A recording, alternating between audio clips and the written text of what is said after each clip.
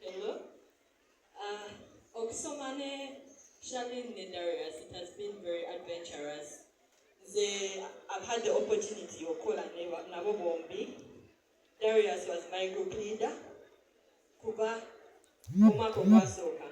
Paka Jetuwanide. Ata Charlene nakola naye towards the end of our academic journey. Charlene was a surprising person. Tulina wagwe twakolanga nga tetusuubira Charlene kubaawo naye n'atubeererawo ate n'atuwanguza. Darius was a driving force mu group eyo. Darius ye muntu yabasabanga assignment nga tomugulira excuse ndala yonna wagamba I want the assignment done, you bring the assignment at the time he asked for it. Wekikulema nga group ogifuluma. Yalinganza ngamba nnyo okenaffe abamu ng'atugamba nnyo nti we can fail in other things naye tosobola kunsula group work because two heads are better than one. And on this day, I've witnessed that indeed two heads are better than one. Kubanga family says the friends who have made them build to this stage. Twebaza Mukama for this far that he has brought us, family and the friendship, and all of us who are there, who are representing. And I believe that tutandika butandisi Mukama agenda tusookayo mu lugendo agenda kubeera naffe ate era tuwanirire nga tweyongera mu maaso. Nziza nnyo.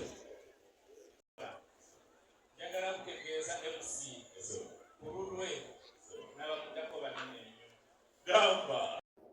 Bino ebyokwogerako naye obudde nja kubuleka kubanga Joy, Teacher Harriet. I proceeded in P4 to Uganda Junior High School in Milyango, which took me middle and upper primary, where I finished my primary exams. I was welcomed by Sister Kawananura and finished with Sister Immaculate. From there, I headed to Namilyango College for my high school, and it took me 5 years there, where I achieved my UCE, the 4 years, and then the 5th year was A-level, but I finished in Maryland High School. In brief, that is, before university, I had a short while at Makerere. Things didn't go well. I proceeded to UCU. Within there, we can call it the inter period, where I had a little push, a little pull, and it was a tough time. However, my parents, my people, didn't let go, and at UCU, I was still welcomed by a great team, and finally, here I am, I have made it. I can close this chapter and open another one. Nebaza Katonda, kubanga yabadde mwene ensonga, nebaza mange nti yandaga Katonda, kitange nankulembera, era nze buli Sande bwe mbasabye bwe biba biremye, waakiri nzikamira ne ngamba weebale olwaleero tukedde, bannange kikulu nnyo tubeera nga tumanyi Katonda, nebaza kitange ne maama. Sabo taata Jackson Tuyushe era nga kitange omu bw'ati, mwebaza nti teyakoowa. Obwire bwono bunaamaze omu isomero ekiteera akasimu akasente kahwaho engito yacweka obumakanayo mbakanaanyinga bakakanayo mbali kugireeta obumaji kushangisa isomero ayombere okuvuga ekikulu agireki agireeta n'obumwe okinaga konkushu bakolaki agireeta esente bazitwazibula ebyokulya tubigabira abaana konkakolaki agireeta. Sabo taata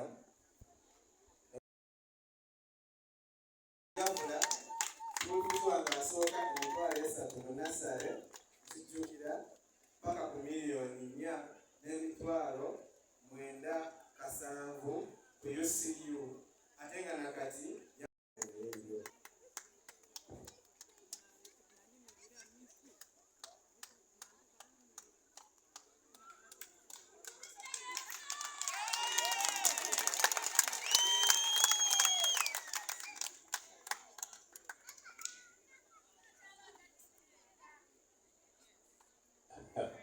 kati Sombe tukubanja ati.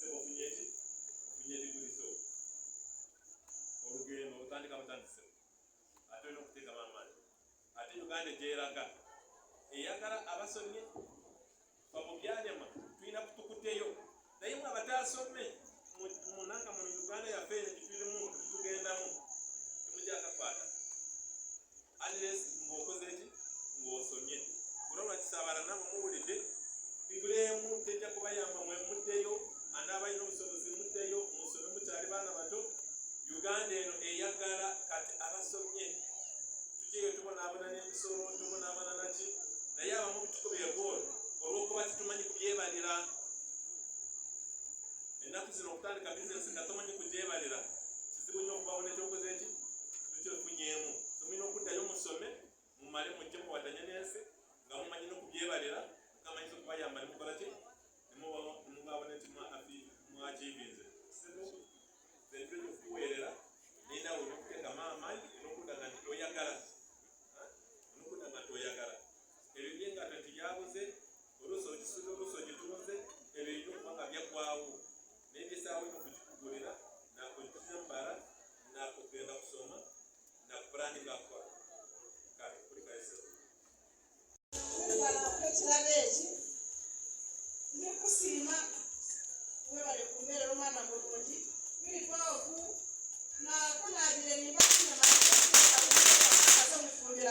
Era buli kantu napeera n'ekirabo ekyo akuba kanompulira. Nina ekintu kirabo, ekirabo ekyo ekya Edi, Wakati namuleeba. Mwenu kakiikye naaza kukimumpeera. Nawe yebala okushoma. Nina ekirabo ekindi ekya Shalini. Abaharati bakiraga kushoma balemererwa bayikooke bagira akakungu konka iwe ebyo byona Shalini torabikoze nampa ekirabo eki Shalini nikusiima butashiisha sente ziwe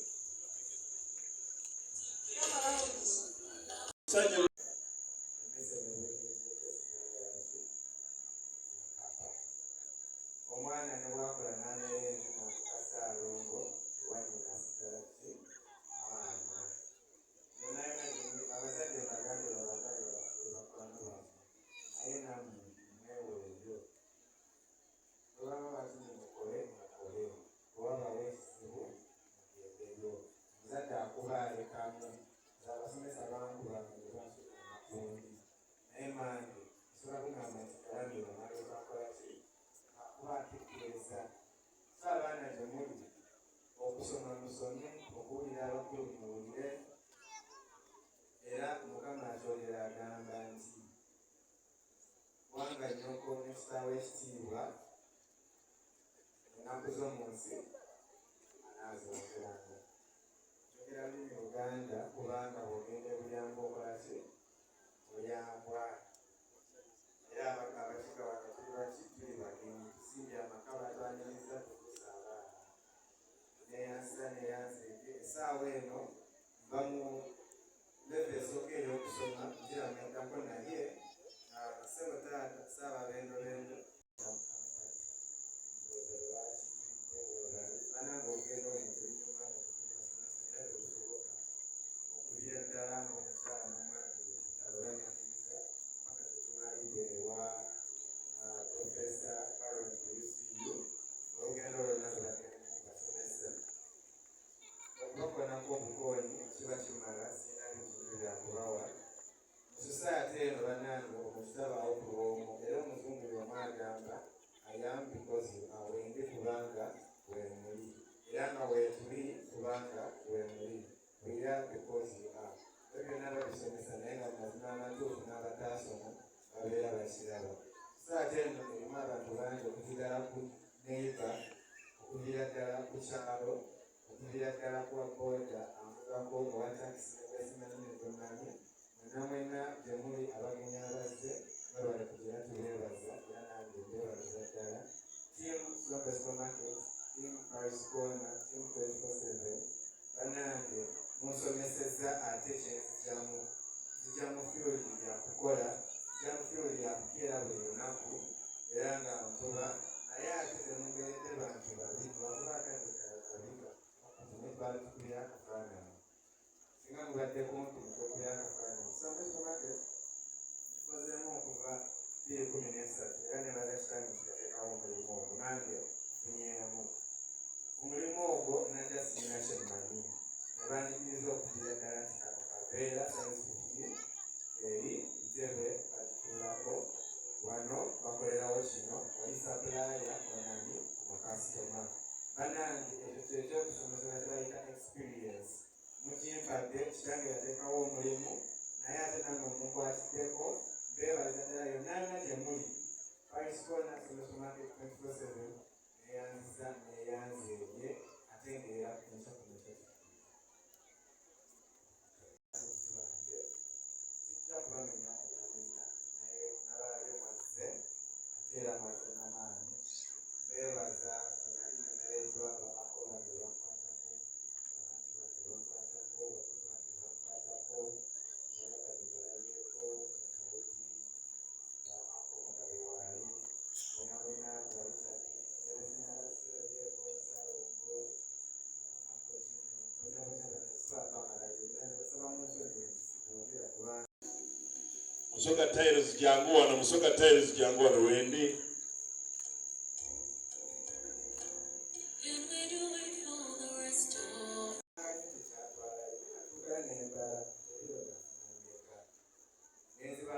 naawe zimalayo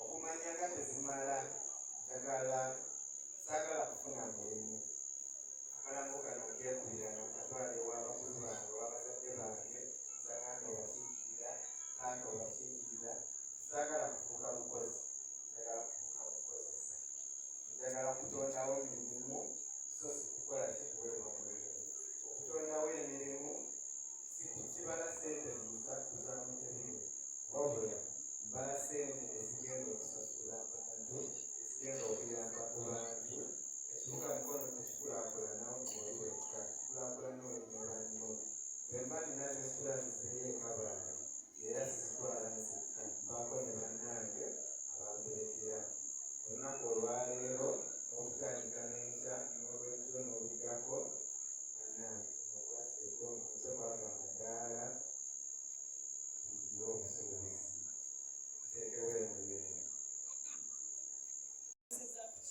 ensoma nemmalako ebibadde byangu naye Katonda yakikoze.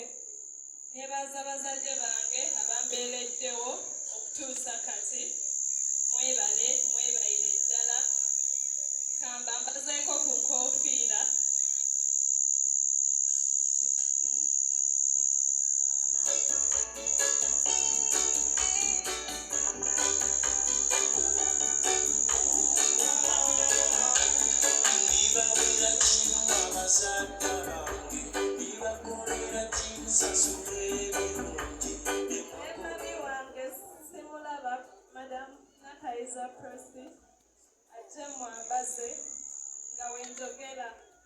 Nebaza anko wange, anko Sombe, anko wange ate era taata wange, tweyanza byonna by'otukolera tusiima nnyo.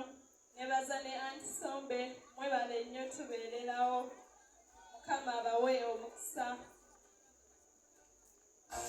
Singa si mukyala, singa sasoma, singa si mambo, singa sakula, singa si mukyala, singa sasoma, singa si mambo. Nebaza nnyo taata wange okusingira ddala. Mwebaliza ddala simanyi ngeri gye nsobola mwebazaamu naye taata nsiima nnyo byonna kama akuwa omukisa.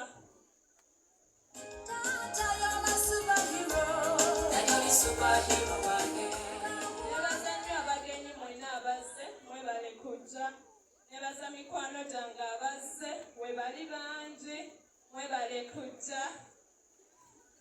Nebaza family members mwenna mwebale kujja mwebale tubeererawo ba anko basenga bajjajja abantu bangi bali wano. Twebaza mikwano gy'abazadde baffe mutubeereddewo nnyo sijja bamenya mannya naye mwena n'ebirabo bye njagala okuwa ku bantu bange bano.